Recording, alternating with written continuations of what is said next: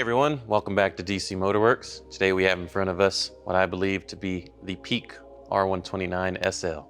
Let's get started. So what we have here is what I call the first generation R129 that was ran from 1990 to 1992. So this was the early edition cars that were the M119 960 in the 500 iteration, which we have here, which is the original CIS or continuous fuel injection KE Jetronic powered SL. What makes this one extra special, it is actually a import car. You can notice here by the side markers there on the fender and the European headlights. And we actually found out that this car is from Japan originally. We'll show you some neat pieces of history we have from that.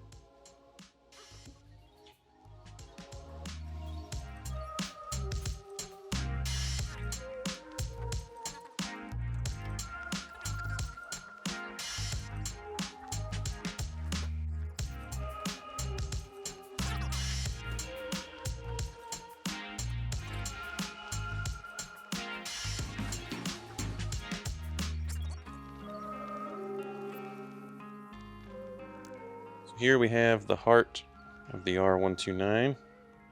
This is the M119 960 that replaced the M117 in earlier models.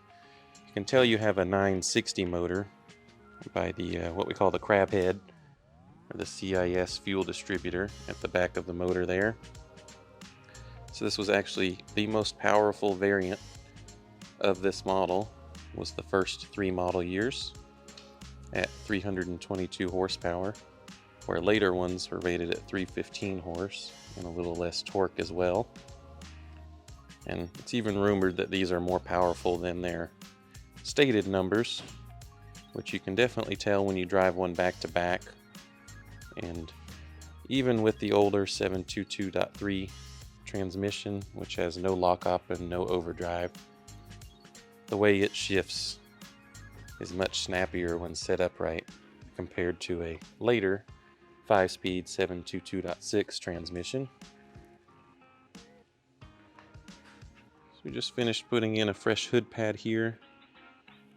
This car is going to be for sale soon, so if any of y'all are interested in this vehicle, just drop us a line.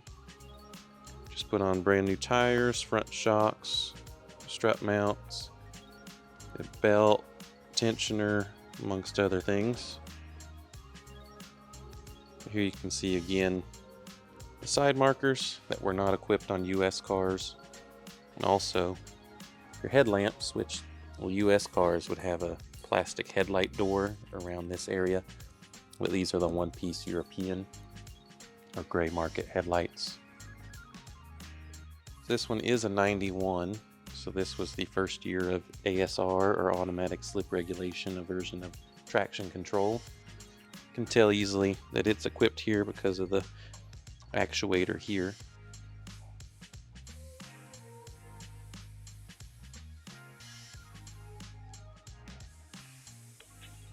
One other neat fact about the European model, which I'll show you once we get it up in the air, there is an oil cooler mounted at the front, which again US cars did not receive.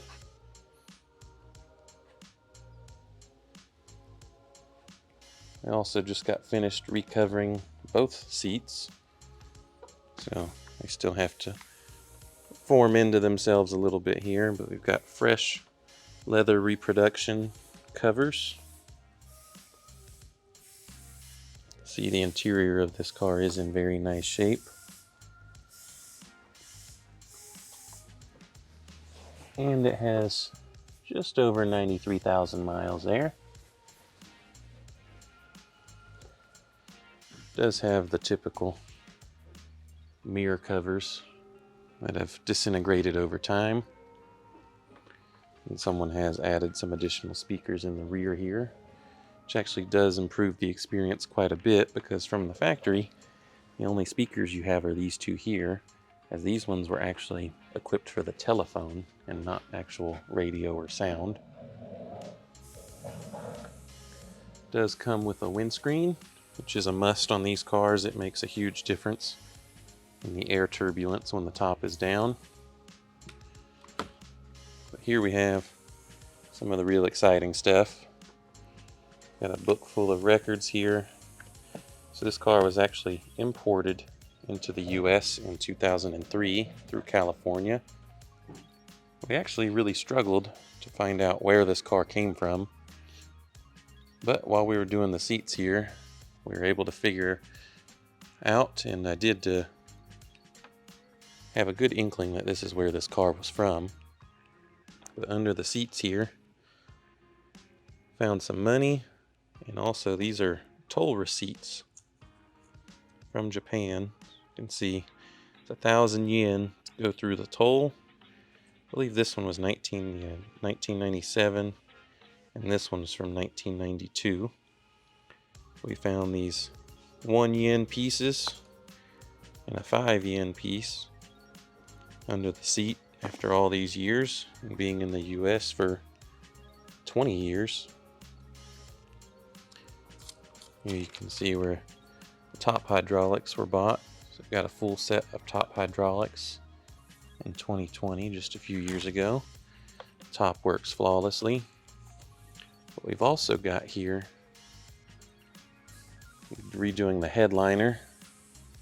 Got Wes and Evan working hard on that, on the headliner for the hardtop. But under there, you can see the outline there. What we found is the original build sheet. And this does match the original VIN ending in 978. That's the original hardtop to the car with its build sheet.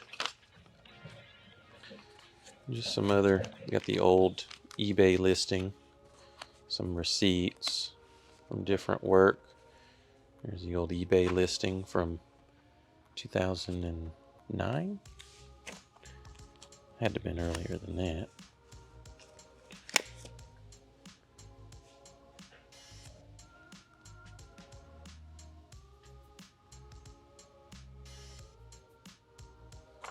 But all kinds of goodies in here to go with the new owner.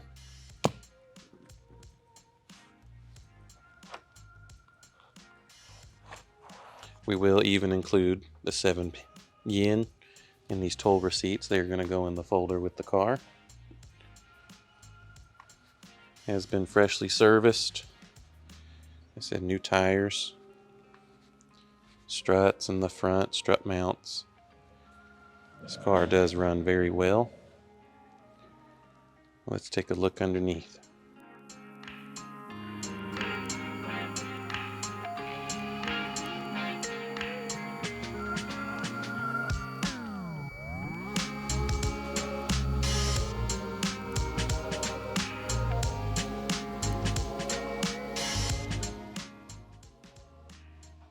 So here we are under the car.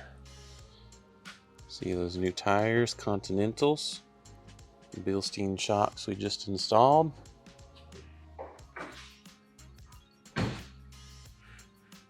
See, someone has a makeshift fasten the front bumper here with some zip ties. It's super common these get torn up because the car sits fairly low.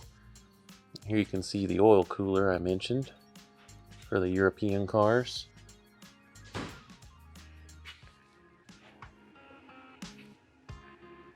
It's all in very nice shape under here. There's a few little sweaty areas in the steering box and little bits here and there, but being as old as it is in fabulous condition. Air conditioning works. Your original cat switch. Another little telltale here is you get your temperature probe on your catalytic converters.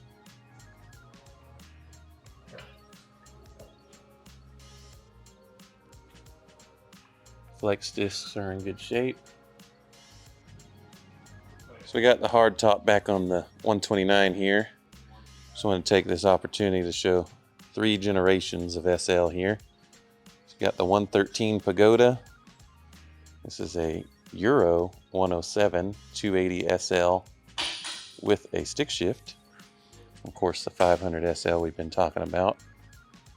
I wanted to show you how to diagnose the top on these early 129s, because these do not have the 38-pin diagnostic connector that the later models have.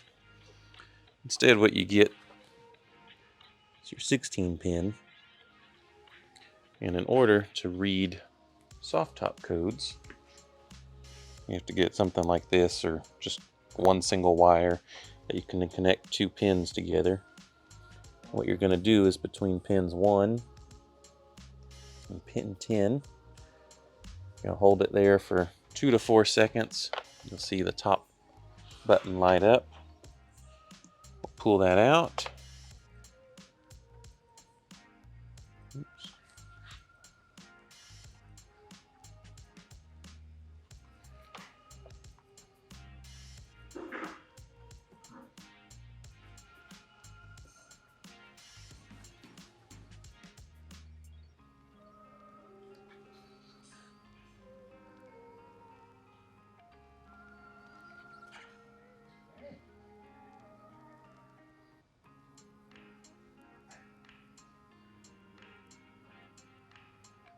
So what you're doing there is counting how many flashes it has, and what that correlates to is a code.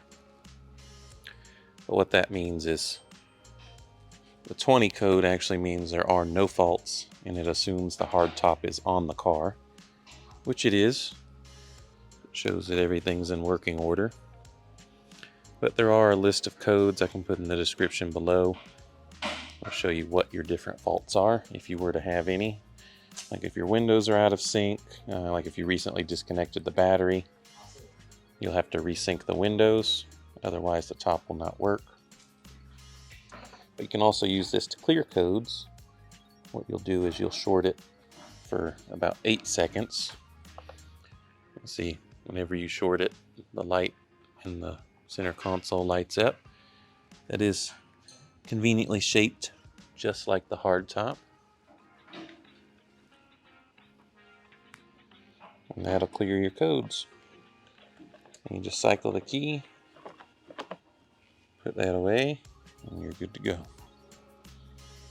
But some other things to note on here, I know we talked about, super common on the 129s. Your strut mounts here, they'll start to crack along this seam here. And if they do completely break, it'll actually come, not quite through the hood usually, but it'll make a nasty dent coming from the bottom out on the hood, which you don't want, so keep an eye out for those. Front shocks and sagging springs.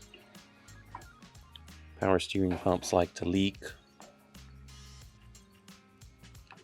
Your fan clutch is also going to be very important for these. Make sure it doesn't run hot. If you sit at a stoplight for a long time or something like that, and the temperature starts to rise, that's a good culprit to look at. We got to get this one out in the sun. Let the seat covers start forming a little better. See, we also got a fresh headliner on the hard top here. A few things left to do, and this one can go to its new home. Go ahead and fire it up here.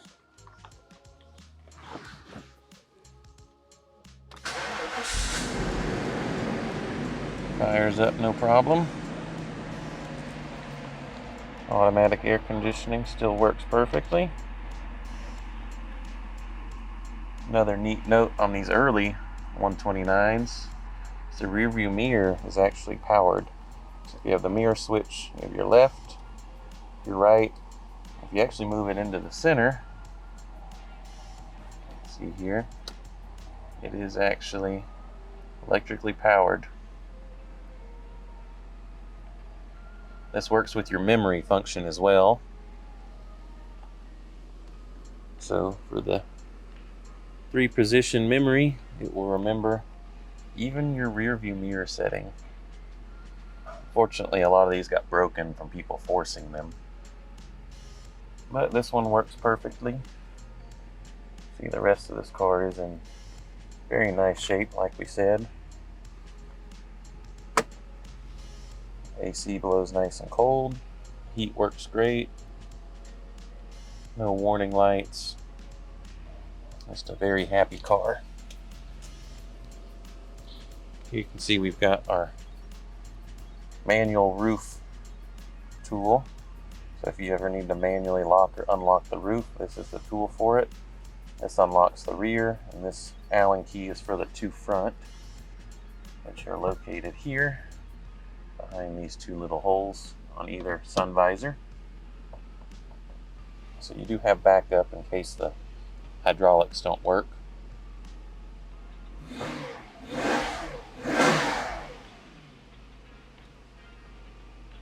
So it's a few weeks later from where we left off. You can see we got the hardtop back on the car here, and we also have the seats all done. We can take a look at those. We wanted to let them, get out in the sun and shrink and form a little better, and it is looking quite good, and it also smells very good. Some nice fresh leather. So just a couple things left to tidy up. This will be for sale soon, so keep an eye out for where we end up posting that if it does go to auction or what we end up doing with it. But thank you all for watching. Hope you enjoyed it. Like I said, this is a nostalgic car for me, as my first car was a white 500 SL just like this. And thank you again for tuning in. We look forward to seeing you on the next video.